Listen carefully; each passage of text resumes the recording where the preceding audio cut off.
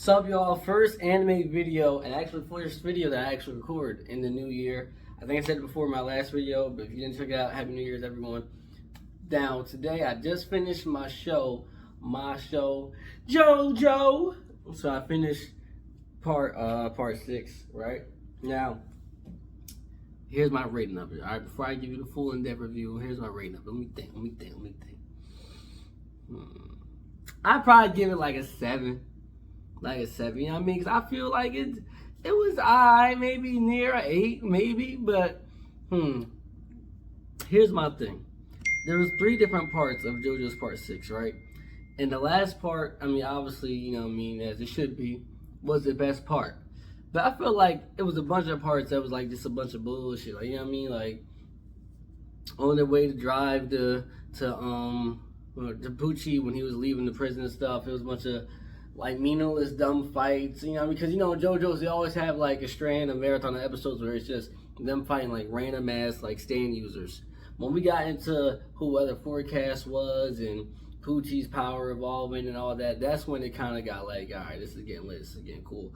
In part 1, it was cool because, you know, it was a new character, which is Jolene, new stands, new people, the cast. Jotaro came back, so that's kind of character. Part 2 was probably like the most out of all of it, because it was like, where's this going? But I will say, this ending had to be the most confusing shit I ever seen. And I kind of already knew what was going to happen because I seen like, I always, it'd be hard for me not to spoil myself, but I always seen like what kind of happened in like part 7 and up, and how it's kind of like different characters, but they go back in time. So I was like, I always questioned what happened. So I kind of knew that something happened that altered the universe. But this ending confused me. Like, I didn't even know like what happened. So Jolene and all them died, and they didn't get brought back into the new universe. And then Pucci got defeated, and then they go back.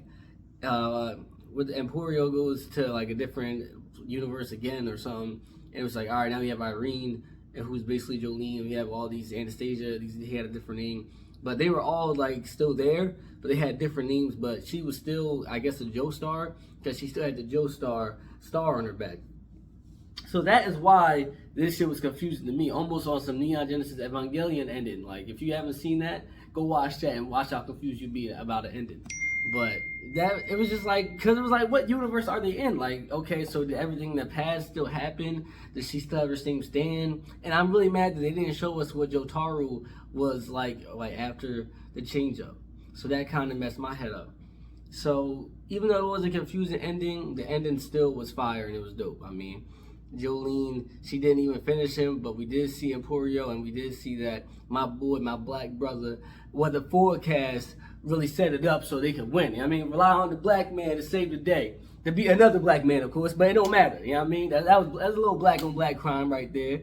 Now, Pucci, crazy as hell. Like, that's another reason why part 3 was also fire, because we fully got to see the whole thing with Weather Forecast, like the background story, like him, Pucci meeting Dio and all that, like that. So diving all into that whole background story what made that part 3 probably the best parts out of all of them. And then Jotaro came back using the world, and you know, it makes sense that it makes sense that every character in JoJo's gets more and more hacked with like their abilities, because one, if Jotaro's gonna be in it, they kind of have to have like a crazy like ability, because this nigga stops time. So everyone else that fights like around him has to have something more OP than that, which is crazy. Now I kind of don't get how Pucci could see him, like when he stopped time, how he could still see him and see what he was doing. That was kind of weird to me, but I guess it's kind of because he speeds time. But it still didn't make sense how he could. It made sense that if he made his time stop go faster, that would have made sense. But him being able to see through the time stop a little bit and being able to avoid it, that I'm gonna have a question. I don't know nothing about that. Why? And then why did it only work one time? Like, he could only change it up one time. That was kind of weird to me. But overall, great season, great part. I'm gonna have Jolene in terms of all JoJo's. Let me see. I'm trying to rank off anime. I'm not counting 7 and 8, even though I know 7 is gonna be 5. But let me think. Jonathan still has to be at the bottom. Then I'm gonna have to put Josuke. Then I'm gonna put Jolene, and then I have to put Jono. Then I'm gonna have to put I'm gonna put Jotaro, then Giorno, and then my boy Joseph. Because Joseph always the number one. He always gonna be the GOAT in my book. And Giorno, that's my boy. I mean, that whole season. That's still my favorite. Part 6. I've had to order the part 6 over part 1. Over part 4, because part 4 to me, like, it was cool how they changed the colors and stuff of the anime, but I feel like just how I said part 2 was kind of like a bunch of like BS and it was just a bunch of repetitive fights. I feel part 4 was super heavy on that. I mean, they had the whole guy with the stand where he was making them food and it was sealing their bodies. And they had Rohan. I do not like Rohan. Probably a bunch of you do. I don't like Rohan. They had the girl with the long hair. Like part 4 had a bunch of BS I did not like. So then I'd probably go part 1, part 4. I'll probably put this. I'll probably put this part 6 at number 3, because even though I have part 2 after that, I know it's kind of like short and it's kind of not as cool because it doesn't have stands, but Joseph himself just carries the shit so much for me. Then I'll put Stardust Crusaders, and then I'll put part 5 because part 5 still has easily the best cast. I mean, part 6 cast, love Weather Forecast, love Jolene. Hermes was kind of cool. She's alright.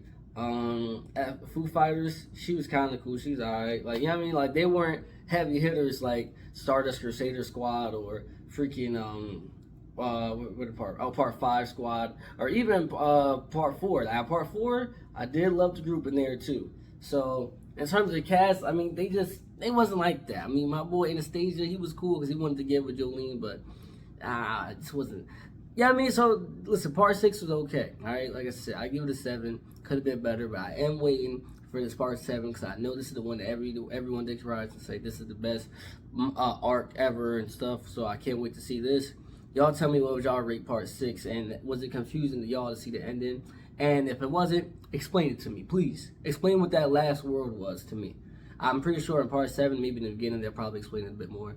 But if you guys want to help me out, go ahead. Like I said, I'm gonna give it a 7, and let's see what part 7 comes, and let's see how long we gotta wait. It's probably gonna be on Netflix again, but hey, I didn't mind waiting it a couple months between a group of seasons. It was kind of ass, but at least they got it out the way within like a year. They didn't say part 1 and then part 2 2 years later. You know what I mean? But Anime Bones out, Jojos, part 7, can't wait.